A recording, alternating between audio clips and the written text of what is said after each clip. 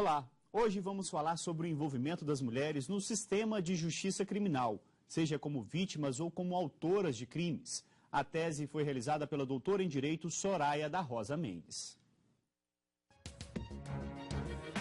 Repensando a criminologia, reflexões sobre o novo paradigma desde a epistemologia feminista. Tese apresentada ao programa de pós-graduação em Direito da Universidade de Brasília, como requisito parcial a obtenção do grau de doutora em Direito, Estado e Constituição, sob a orientação da professora doutora Ela Vieco Volkmer de Castilho. Para participar do debate, convidamos a doutora em Sociologia e professora de Antropologia da Universidade de Brasília, Lia Zanota Machado, e a promotora de Justiça, Mariana Távora, colaboradora do Núcleo de Gênero Pró-Mulher do Ministério Público do Distrito Federal. Muito obrigado pela presença de vocês aqui no Academia. Agora nós vamos conferir um resumo do estudo da doutora Soraya da Rosa Mendes. A mola propulsora desta investigação científica é a constatação de que a maioria dos trabalhos encontrados no Brasil sobre a condição feminina, seja como autora de crimes ou como vítima, é referenciada em paradigmas criminológicos conformadores. Por conta disso, os dados não se aproximam do que já produziu a teoria feminista. Assim, o problema é saber qual o referencial criminológico feminista. A hipótese formulada é de que é necessária a adoção de um novo paradigma oferecido pela teoria crítica feminista. O objetivo principal dessa tese é, em consequência, a construção deste referencial, sem abrir mão da crítica ao direito penal, compreendendo os processos de criminalização e vitimização das mulheres sob a perspectiva de gênero. Bom, doutora Soraya, primeiro eu gostaria de agradecer a sua participação aqui na Academia e a minha primeira pergunta é para saber como que foi elaborada a metodologia utilizada na tese. Bom, primeiro eu quero agradecer à TV Justiça por essa oportunidade de compartilhar um pouco daquilo que eu denominei de criminologia feminista. Agradecer à doutora Mariana, à professora Lia Zanota, que muito me honram com essa oportunidade de diálogo. Bem, essa minha pesquisa ela é uma pesquisa essencialmente bibliográfica. Por que bibliográfica? Porque a ideia inicial era de que eu pudesse, no trabalho da tese, ainda lá durante o momento da pesquisa, que eu pudesse trabalhar uma temática específica, que na época era a violência doméstica. Mas trabalhando essa temática da violência doméstica, logo eu percebi a dificuldade de encontrar um referencial teórico a sustentar aquilo com que eu pretendia trabalhar.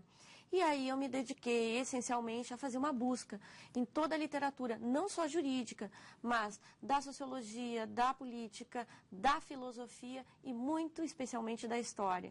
Então o livro, a tese, né, que tornou-se um livro, ela é uma síntese de tudo isso, de um pensamento feminista que recorta essas diferentes áreas. A doutora Soraya separou para a gente duas obras que foram fundamentais para a realização do estudo. Vamos conferir. Direitos e Garantias, de Luigi Ferrajoli, editora Trota. Who Size Who Knowledge, de Sandra Harding, editora Cornell University. E, doutora Soraya, qual que foi a contribuição de cada uma dessas obras? Bom, primeiro, vou começar pelo último, né, que é a da professora Sandra Harding. Não só ela, mas como diversas outras feministas, e eu tenho o prazer de ter aqui uma delas, que é o meu referencial também, que é a própria professora Lia Zanota. Primeiro, porque a partir dali eu construí, fui buscar, na verdade, toda uma concepção a partir da qual poderia ser construída uma criminologia feminista. E, a partir da obra do professor Luigi Ferrajoli, a ideia de um direito penal mínimo.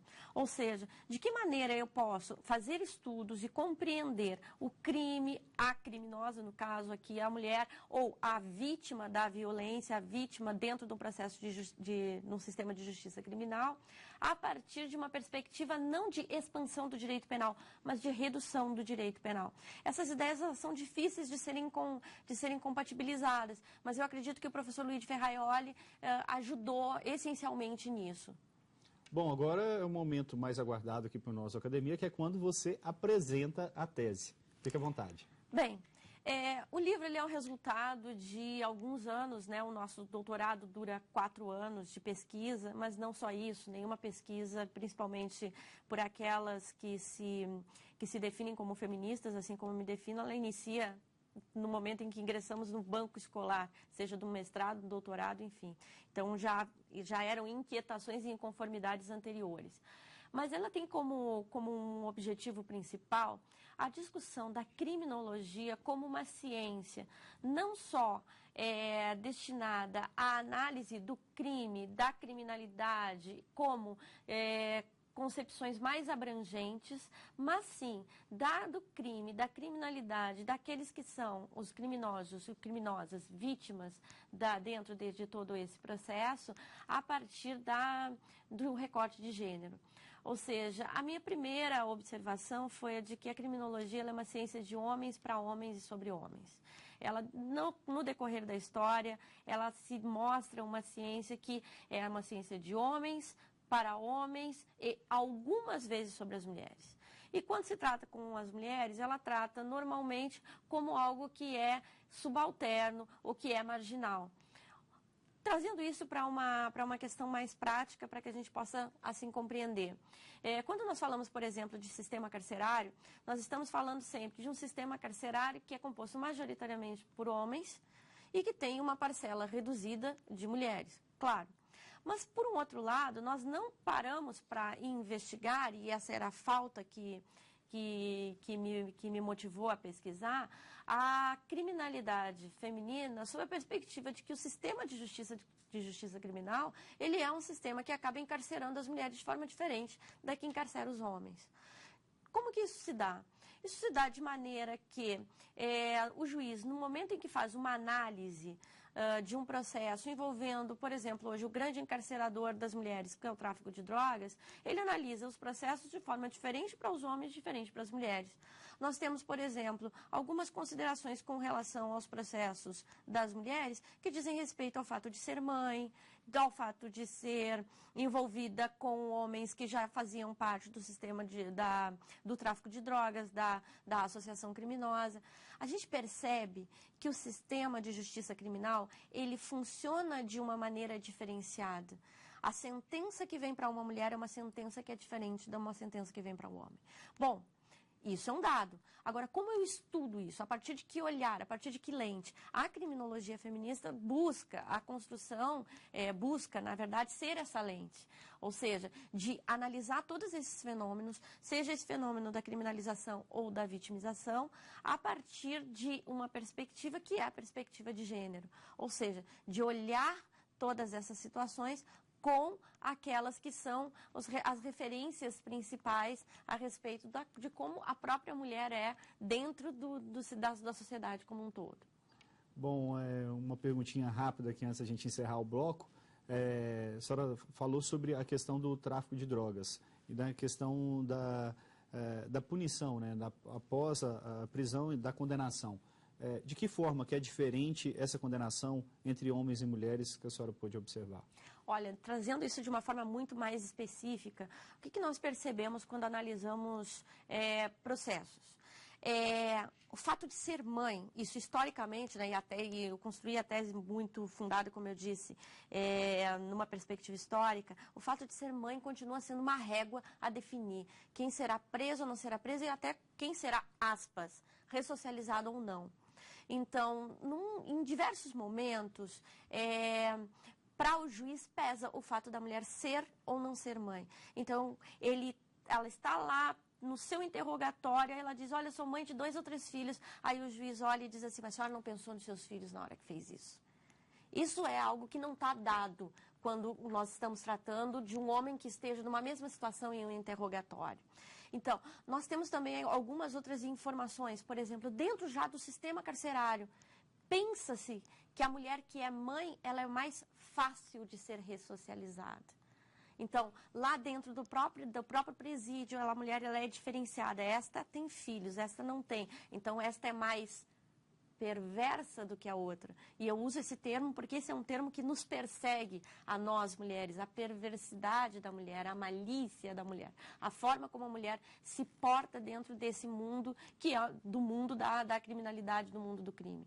Então, analisar estas questões, ter um olhar para isso que era o fundamental do estudo. Muito interessante, a gente vai fazer apenas uma rápida parada e na volta do intervalo vamos debater a tese de hoje aqui no Academia. Estamos de volta com a Academia e agora vamos debater a tese de Soraya da Rosa Mendes. O estudo analisa o envolvimento das mulheres no sistema de justiça criminal, seja como vítimas ou como autoras de crimes, e deu origem a este livro, Criminologia Feminista, Novos Paradigmas, da editora Saraiva. Esse livro foi publicado logo após a realização da tese, doutora? O processo de editoração demora um pouquinho, né? A tese foi defendida em agosto de 2012, ao longo de 2013 ele foi preparado, saiu agora no início do ano e, felizmente, né, para nossa satisfação, ele já esgotou logo em 2 meses. Já está numa segunda tiragem esse livro. Tá certo. Então vamos começar o nosso debate. Eu vou passar primeiro a palavra para a professora Lia fazer a sua pergunta. Fique à vontade, professora.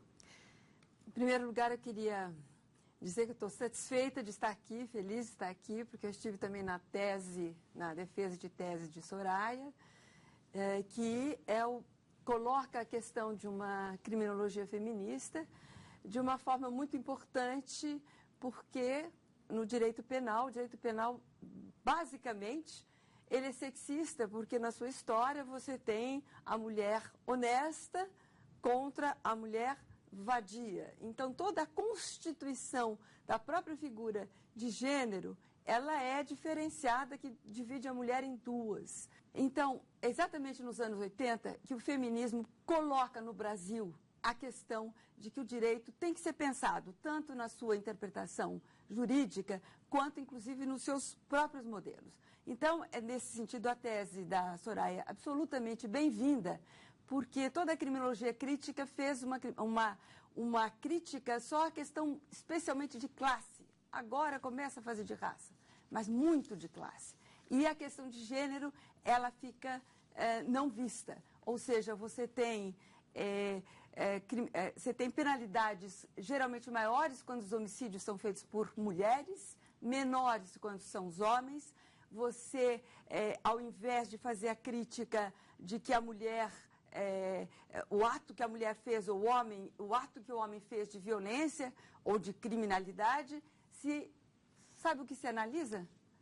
A história pessoal, a história privada. Se ele é um bom trabalhador, honesto, e se ela, para ser honesta, tem que ficar em casa. Então, essa coincidência, então a minha pergunta é o seguinte: como é que você conseguiu conciliar, digamos, uma ideia de que o direito penal tem que ser revisto, mas ele tem que existir? Porque já me perguntaram, então para que direito penal contra as mulheres se ele é tão sexista? O direito penal tem que proteger os direitos das mulheres. Então, como é que você conseguiu conciliar os direitos mínimos que você diz e a permanência do direito penal, mas só que revisitado ou revisto de alguma forma?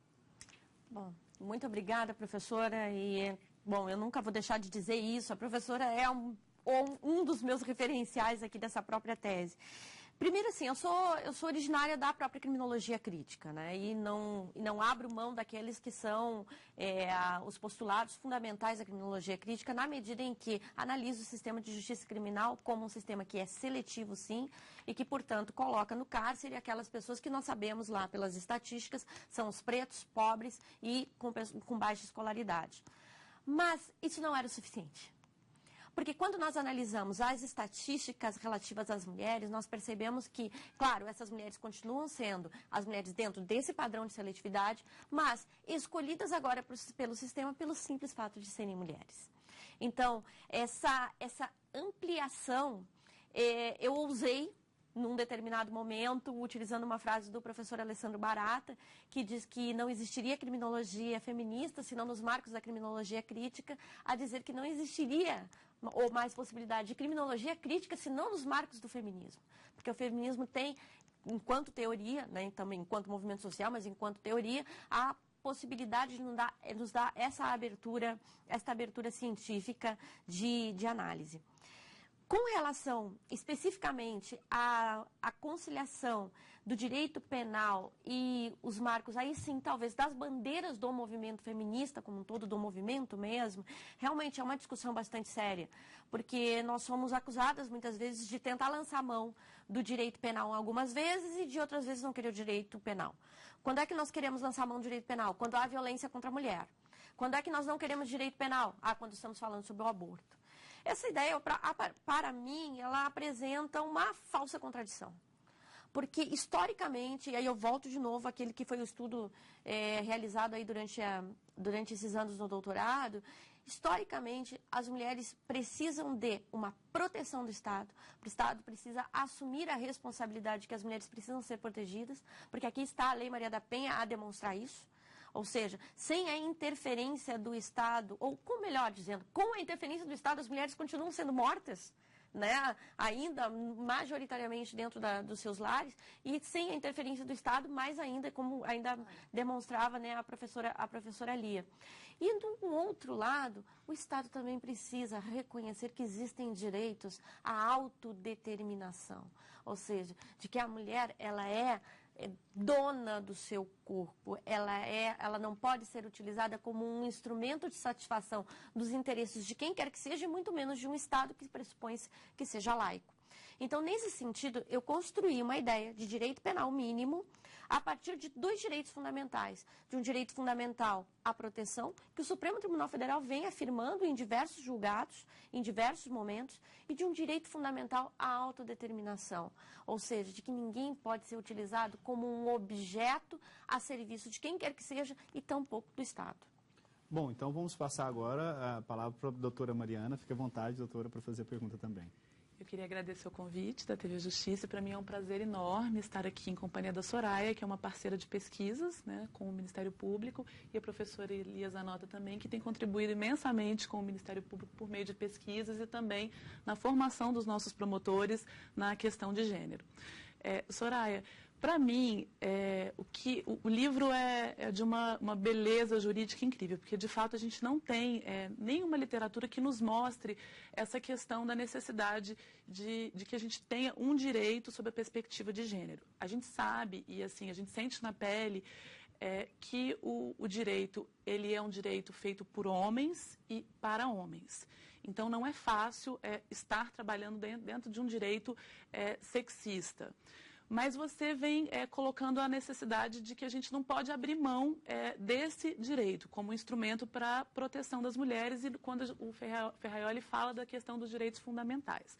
A Lei Maria da Penha, ela vem justamente nessa perspectiva de trazer um instrumental de proteção a essas vítimas. Como é que você enxerga como o sistema de justiça pode trabalhar de forma prática para uma proteção efetiva dessas mulheres, dessas vítimas, dessas mulheres em situação de violência doméstica, que é a expressão que a lei usa, sabendo dessa violência institucional que a gente tem dentro do sistema de justiça? Como é que você enxerga a possibilidade de construção de um novo paradigma de justiça que foi trazido pela Lei Maria da Penha dentro dessa concepção de proteção às mulheres e trazendo isso como um direito fundamental? Bem, também quero agradecer a Mariana, que, como ela já disse, parceira também das pesquisas. O Ministério Público do Distrito Federal e Territórios aqui é um grande parceiro nosso, de várias pesquisadoras dessa área. Ótimo isso, né? Até porque eu acho que isso já nos ajuda a tentar responder essa pergunta que ela mesma faz. Porque de que maneira nós podemos pensar um sistema de justiça criminal sob um outro paradigma que não é esse dado hoje? Eu acho que é a partir de questões como essa. Primeiro, de um diálogo cotidiano, né, que sempre muito profundo e muito transparente, de que o sistema de justiça criminal, como ele funciona de forma sexista, racista e classista. Isso é um dado. Então, ter essa transparência em reconhecer os seus limites e, a partir daí, buscar soluções, né, é um fundamental. Agora, nós precisamos também compreender que a nossa própria formação, ela é uma formação ainda deficitária. Eu digo a nossa formação porque a nossa formação da promotora de justiça, da professora de direito penal, ou seja, de nós que saímos dos mesmos bancos escolares, que ainda tem muita dificuldade de fazer uma discussão a respeito da Lei Maria da Penha. Eu, especificamente, sou professora de direito penal e de direito processual penal. E nós temos lá a Maria da Penha colocada num cantinho dentro de um currículo, de um ponto lá do processo penal. E isso, muitas vezes, com olhares tortos de alguns colegas que dizem assim, nossa, isso daí virou uma praga, essa Maria da Penha. Ora, qual é a formação que nós temos? Então, modificar essa perspectiva de funcionamento, sem reforçar esse sistema, sabendo que esse sistema ele precisa atuar de uma forma diferente dessa, mas ela também faz parte de uma mudança na nossa cultura jurídica, de como nós somos formados como operadores, operadoras desse sistema. Muitas pessoas não gostam desse termo, eu não tenho maior dificuldade de trabalhar com ele, mas como nós operamos com esse sistema depende da nossa formação também, de sabermos que dentro do nosso espaço de formação como juristas, nós precisamos também estar cientes de que existem questões que são questões transversais, mas que são profundas e que recortam todas as demais. E então, me parece, Mariana, que como trabalhar o sistema de justiça criminal vai nos demandar, além da implementação daquilo que está na norma. Nossa, que maravilha seria se a Lei Maria da Penha saísse integralmente do que está no papel para a prática, mas a partir também de uma motivação, que é uma motivação para que os operadores desse sistema como um todo, o juiz, a juíza, a promotora, o defensor público, a defensora pública também, né, o advogado, a advogada, tenham a sensibilidade, talvez não sensibilidade, mas a responsabilidade de transformar essa numa demanda que seja uma demanda prioritária, que seja sempre olhada. Bom, vamos fazer mais uma rodada de perguntas, professora. Eu estava exatamente pensando que há muito pouco tempo, não é, até no Estatuto da Mulher Casada, é a primeira vez, em 1962, que a mulher não tem que obedecer ao marido em tudo aquilo que é justo e honesto. E, nesse sentido, é importante ver como ficou em aberto o que é justo e honesto, quem decide, não é? Então, essa história é a história que nos leva a uma ideia da obediência e uma ideia da Lei Maria da Penha. Eu queria ver como você falou agora a Lei Maria da Penha, como você está vendo. Na criminologia feminista que você coloca, como é que você aplicaria essa possibilidade de não só punir, continuar a punir no necessário, mas também prevenir a violência? Pois então, professora, encerrada a fase, né, de elaboração da tese, a sua defesa, o depósito, até mesmo da publicação do livro, eu me dediquei e me dedico a duas pesquisas específicas, né? Uma pesquisa em parceria com o Ministério Público do Distrito Federal e Territórios, que é sobre as formas de solução de conflitos envolvendo violência doméstica e familiar aqui no Distrito Federal, e uma outra envolvendo mulheres e tráfico de drogas, o processo de criminalização das mulheres. Ou seja, a ideia é a de que nós pudéssemos, a partir dali, com estas pesquisas, aplicar aquela que é a linha fundamental, ou seja, a referência fundamental que a tese traçou. E qual é essa referência fundamental? Uma é de ouvirmos as mulheres. Não só a oitiva dentro do sistema, isso a gente sabe e elas têm demonstrado isso, mas que para que nós possamos construir alternativas ou pensar esse sistema todo de justiça criminal, nós precisamos ouvir aquelas que são as vítimas da violência ou aquelas mulheres que são as criminalizadas. Então, as pesquisas, a partir dessa perspectiva criminológica feminista, elas se dão a partir daquilo que, aí sim, a Sandra Harding, enfim, nos ensina, a partir da escuta das mulheres, das suas histórias, da sua experiência em relação ao sistema de justiça criminal. Então, a gente fez e foi justamente isso, entrevistar as mulheres. Porque quando nós fazemos pesquisa, essa é uma outra perspectiva também. Normalmente, quando nós fazemos as pesquisas, a gente entrevista o juiz, a juíza, a promotora, que são membros daquele sistema, que estão dentro daquele sistema. Só que quem sofre esses impactos, no caso da violência doméstica, é a mulher. É ela que nos diz, olha, eu cheguei na delegacia, o delegado não quis lavrar o flagrante. Eu cheguei no Ministério Público e lá no Ministério Público eu fui encaminhada para o serviço de atendimento específico à mulher ou não. Eu cheguei no judiciário e o juiz nem olhou para mim, ou o juiz me olhou e me ouviu. Ela é que sabe isso. Então, construir formas de compreender como o sistema funciona, seja no processo de criminalização e seja no processo de vitimização, me parece que seja essencial a partir da perspectiva dessa que é um ator primordial, e que é uma atriz, né? Melhor dizendo, a atriz primordial, e que precisa estar dentro desse processo como quem vai conduzir realmente a forma como os diversos mecanismos, né, desse sistema todo deve funcionar. Eu tenho me dedicado a isso, né, e espero que a criminologia feminista ela acabe contribuindo bastante nesse sentido. Tá certo, são todos temas muito interessantes que a sociedade como um todo precisa saber. Eu havia prometido mais uma rodada de perguntas, mais uma pergunta para a Mariana, mas infelizmente nosso tempo acabou. Eu gostaria de agradecer a doutora Soraya pela participação aqui no programa, a Mariana Távora, promotora de justiça também, pela participação, professora Lia Zanota, professora de antropologia da Universidade de Brasília também, muito obrigado pela presença da senhora e pela primeira vez a gente aqui com uma presença maciça das mulheres aqui na academia. Muito obrigado pela presença de todas vocês mais uma vez. E se você quiser mandar uma dissertação ou tese para ser apresentada aqui na academia, o nosso e-mail é academia@stf.jus.br. Para rever a programação da TV Justiça, basta acessar o endereço que você vê aí na tela, tvjustiça.jus.br. O Academia fica por aqui. Até o próximo programa.